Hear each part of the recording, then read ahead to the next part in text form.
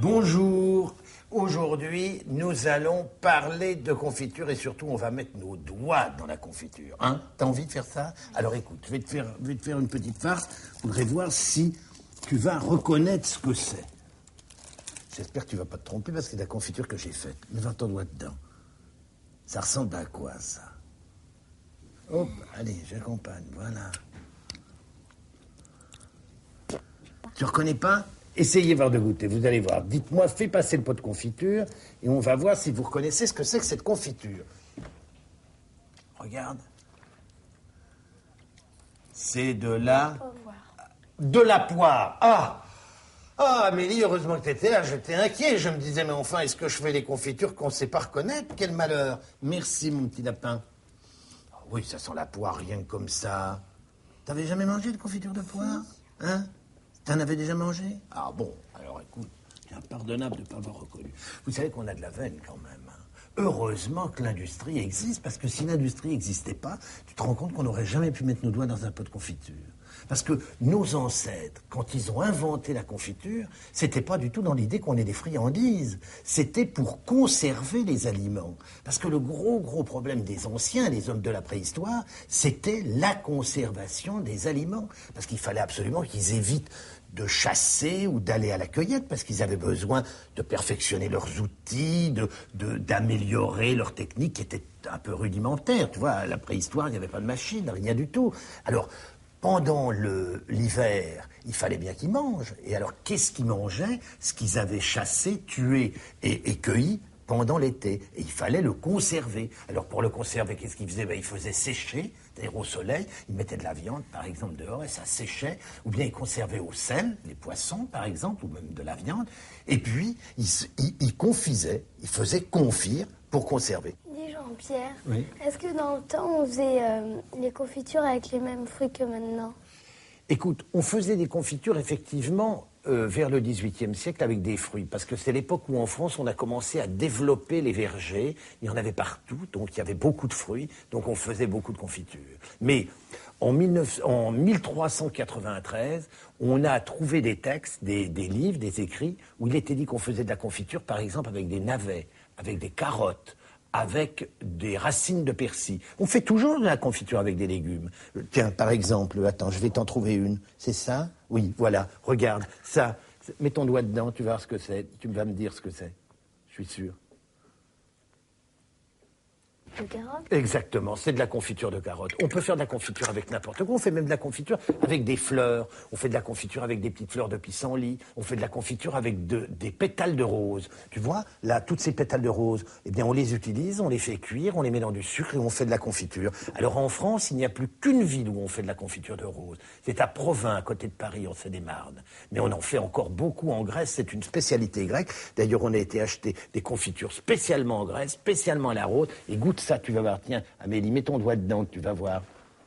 Regarde, ça c'est de la confiture de rose. Donc on faisait de la confiture de tout pratiquement. De racines, de fruits et de légumes. Mais malheureusement, il y avait que les gens riches qui pouvaient en profiter. Le roi, les aristocrates, les gens de la cour qui pouvaient manger de la confiture. C'est seulement sous le règne de Napoléon qu'on s'est retrouvé avec beaucoup de sucre et que les prix ont baissé. Mais avant, c'était très très très cher. Pourquoi le sucre était-il aussi cher? Ah ben parce qu'il n'y en avait pas. Tout simplement, il n'y avait pas de sucre. Ce sont les croisés qui ont découvert la canne à sucre, qui ont découvert le sucre et qui l'ont ramené en France. Donc tu vois, c'est entre 1000 et entre l'année 1000 et l'année 1200. Donc tu vois, ça a été, et il y en avait très très peu, il en arrivait extrêmement peu, ça arrivait par l'Italie, on avait ça au compte-gouttes, donc on payait ça très très très cher, donc tout le monde ne pouvait pas en avoir, parce qu'à l'époque il y avait beaucoup de pauvres.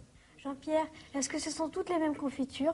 Alors écoute, tu as raison de dire des confitures. Dès l'instant où il y a un seul fruit, et où on voit les morceaux entiers dans la confiture. Regarde par exemple celle-là, tu vois cette confiture de poire que tu goûtais tout à l'heure, eh bien regarde, tu vois, on voit bien les morceaux dans la transparence, ils sont pris dans une magnifique gelée, on pourrait presque lire au travers. Ben, ça c'est de la confiture.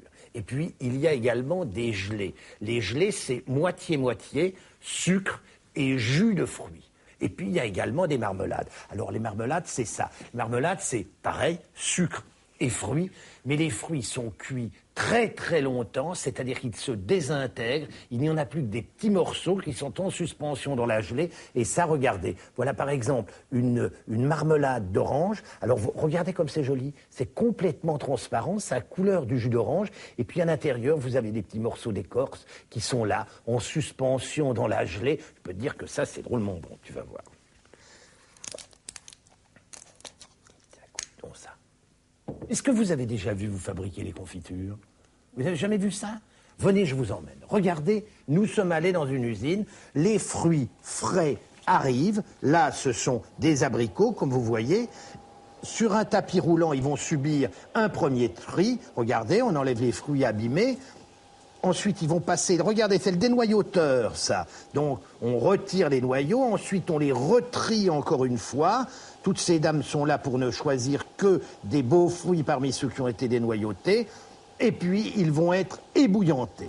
Alors, ils sont blanchis, c'est-à-dire plongés dans d'eau bouillante. Et ensuite, ils sont refroidis et stockés dans des chambres froides, comme vous pouvez voir. Là, c'est ça. Ce sont des framboises qui arrivent de Yougoslavie ou qui arrivent du Chili. Je ne sais pas très bien d'où elles viennent, celles-là. Elles sont triées très soigneusement. Elles sont cassées, vous voyez, avec un appareil vibrant. Elles sont cassées.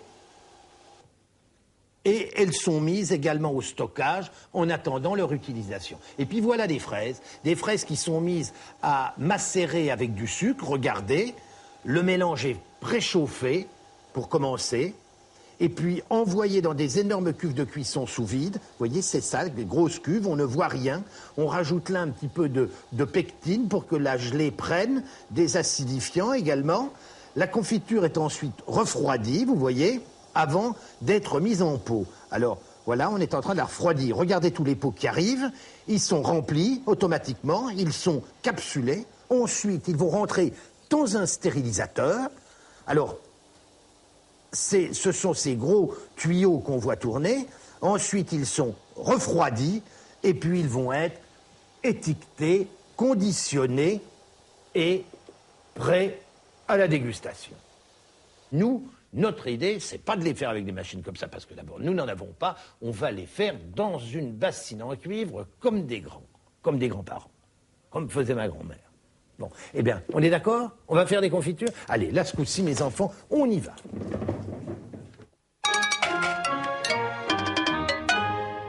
Alors, vous savez que c'est en confiturant qu'on devient confiturier. Donc, pour devenir confiturier, on y va, on commence, on décide de faire une confiture à la fraise. Alors, on a des fraises, on a 1 kilo de sucre, on a une balance, ça c'est des ustensiles indispensables pour faire de la confiture, une écumoire, éventuellement un thermomètre pour peser le sirop, on a une ou deux bassines et la fameuse bassine en cuivre pour faire des confitures. C'est que ma grand-mère faisait des confitures là-dedans, c'est-à-dire si elle est vieille, hein, c'est pour ça qu'elle n'est pas toujours très propre. Alors là on a 1 kilo de fraises, on les lave, on va les passer sous l'eau comme ça, de façon à ce qu'elles soient bien lavées, voilà, comme ça, très bien. Alors, là, maintenant, vous allez, on ne va pas mettre d'eau là-dessus, vous allez, les uns et les autres, vous deux, vous allez me les équeuter, c'est-à-dire vous allez enlever le pédoncule, celle-là, bon, on la laisse, mais les grosses, comme ça, tu vas me les couper en deux. Tu vois, tu enlèves toute la collerette, comme ça, pour la laisser comme ça. Hein, tu peux la couper en deux, ça. Attention, tu ne coupes pas.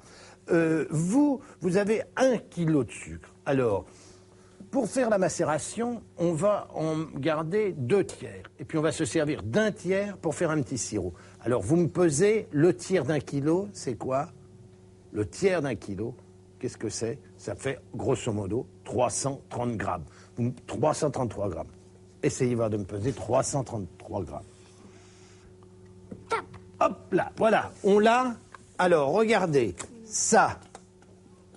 Les confituriers, ça, vous voyez, ça va dans la bassine à confiture. Il va s'agir de faire un sirop. Et pour faire un sirop, on va rajouter une toute petite goutte d'eau, pratiquement rien. Vous voyez, comme il n'y a pas beaucoup d'eau, on met ça d'eau, vous voyez, pratiquement rien. On va allumer le gaz, que voilà, et on y va. Voilà, c'est parti. Et puis là, toi... Regarde, mon petit lapin, tu vas verser le sucre là-bas sur les fraises pour que ça macère.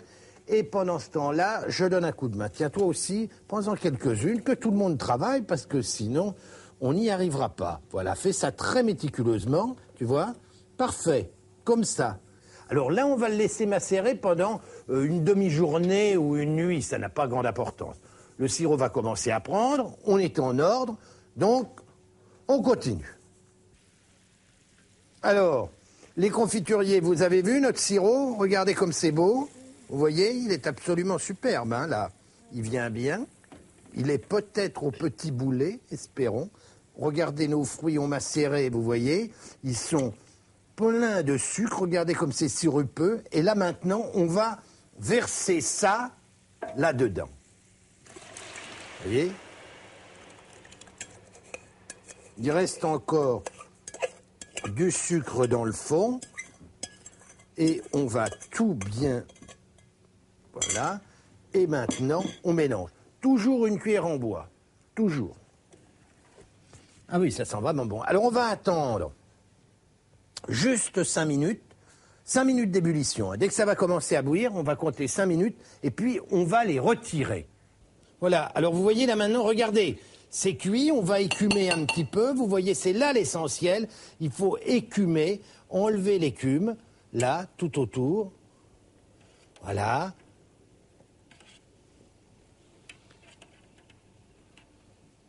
Et puis maintenant, on va récupérer que les fraises. Que les fraises. On va les remettre là et on va laisser. Vous voyez, on récupère toutes les fraises et on va faire recuire le sirop. Là maintenant, on a laissé cuire environ 10 minutes, un quart d'heure. Donc vous voyez, les parfums se sont concentrés, le sirop s'est concentré. On va reverser maintenant nos fraises dedans à nouveau. C'est la dernière cuisson. Allez, vas-y ma belle. Une fraise qui n'avait aucune envie d'être transformée en confiture. Voilà. Alors on les étale bien. Elles vont être à nouveau recuire encore un petit peu. Il faut toujours que les fruits restent entiers, bien entendu. Il ne faut pas que ça devienne une compote ou une marmelade, comme on a dit. Vous voyez, voilà. Alors là, on va les laisser, mais tout à fait peu de temps. Et on va tout de suite éteindre, empoter, car il faut empoter à chaud. Il faut mettre à chaud. On va les laisser. Juste 5 minutes vont s'écouler et on met en pot. 5 minutes. Il y a une chose merveilleuse dans les confitures, c'est les étiquettes.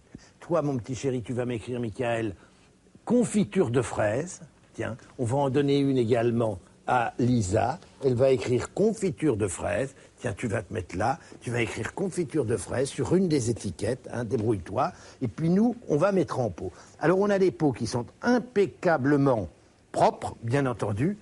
On prend une louche et on va remplir le pot. On met évidemment des fruits et puis on va mettre un petit peu de jus qui va, parce qu'il a bien cuit, être transformé en... Voilà, vous voyez. Alors on fait comme ça. Regarde ce qu'on fait. On va bien nettoyer le pot parce que c'est chaud, hein, là. Il faut faire attention de ne pas se brûler. On nettoie le pot. Regarde, on prend une feuille de papier. On mouille rapidement le papier qui est là, comme ça. Et puis, on va le couvrir. Attends, voir, bien comme il faut. Et puis, tu essaies de le mettre? Je te le tiens. Voilà, nous avons fait notre premier pot de confiture. Il va falloir coller l'étiquette là-dessus, mademoiselle Lisa. Regarde ce qu'elle a fait, le petit ange. Elle a écrit confiture de fraises. Ça serait bien si tu mettais un S à fraises, mais ça commence déjà bien. Pas d'S à fraises, mais en tout cas, il y en a beaucoup. On peut le constater, c'est pas mal. Et bien maintenant, on va terminer notre travail. On va remplir tous les pots qui restent. Hein, c'est parfait. Ça, vous avez compris. Vous pouvez le refaire. Hein. Eh ben, c'est merveilleux. Alors, au revoir. À la semaine prochaine pour de nouveaux produits, bien sûr, et plein de nouvelles recettes. En attendant, nous allons nous faire des tartines, hein?